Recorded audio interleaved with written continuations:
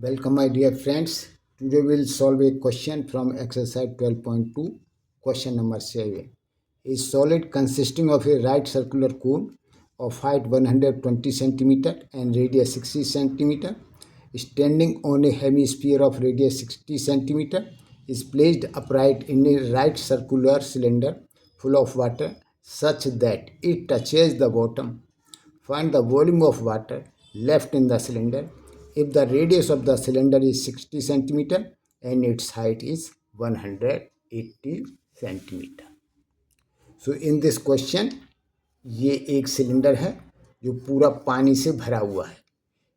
इसमें हम एक सॉलिड रखते हैं जो एक कोन और हेमीस्फीयर के रूप का है. जब हम इसमें इस सॉलिड को रखते हैं तो पानी जो है वो सिलेंडर से बाहर चला जाता है. तो हमको ज्ञात करना है कि सॉलिड को सिलेंडर में रखने के बाद सिलेंडर में कितना पानी शेष बचेगा.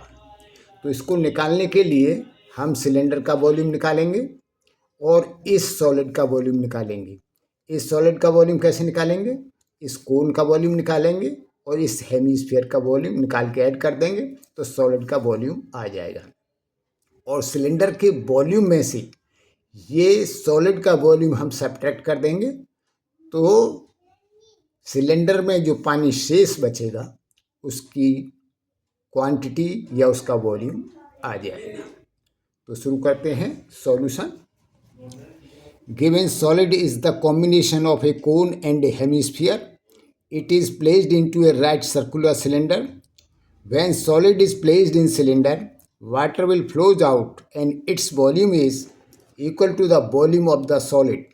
Radius of cylinder is equal to radius of cone is equal to radius of hemisphere is equal to 60 centimeter given.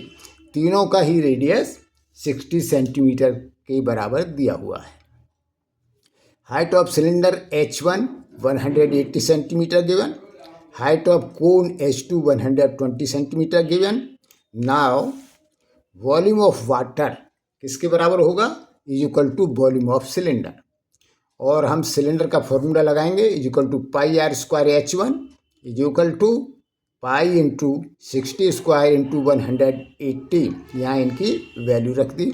So is equal to calculate किया तो 6,48,000 pi centimetre cube. So this is 1. Volume of water flows out is equal to, जब हम उसमें solid रखते हैं तो कितना water flow out हो जाएगा. तो volume of water flows out is equal to volume of the solid, जो सॉलिड के वॉल्यूम के बराबर होगा. Is equal to volume. अब ये किसके बराबर होगा? सॉलिड का volume. Volume of the cone plus volume of the hemisphere. So इनके आप फॉर्मूले लगाएंगे. Is equal to 1/3 pi r square H2 plus 2/3 pi r cube is equal to 1/3 pi r square common ले लिया तो यहाँ से बचा H2, यहाँ से बचा 2R plus 2R. So is equal to 1/3 pi into 60 square, value रख दी आर की. 120 plus 60 into 2.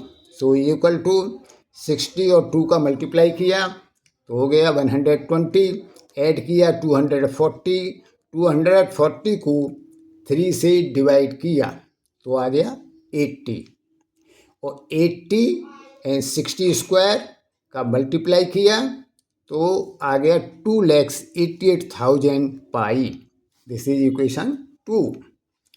Volume of water left in the cylinder 1 minus 2 is equal to 6,48,000 pi minus 2,88,000 pi. 2,88,000 pi is equal to 3,60,000 pi.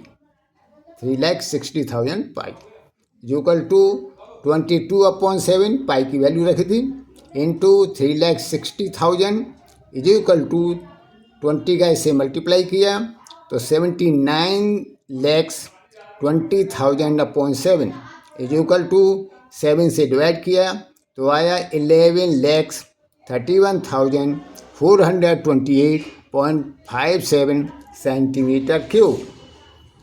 Now we know that 1 meter cube is equal to 100 centimeter into 100 centimeter into 100 centimeter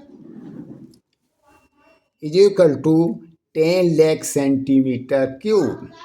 So, therefore, 11 lakhs 31,428.57 centimeter cube is equal to 11 lakhs 31,428.57 upon 10 lakhs.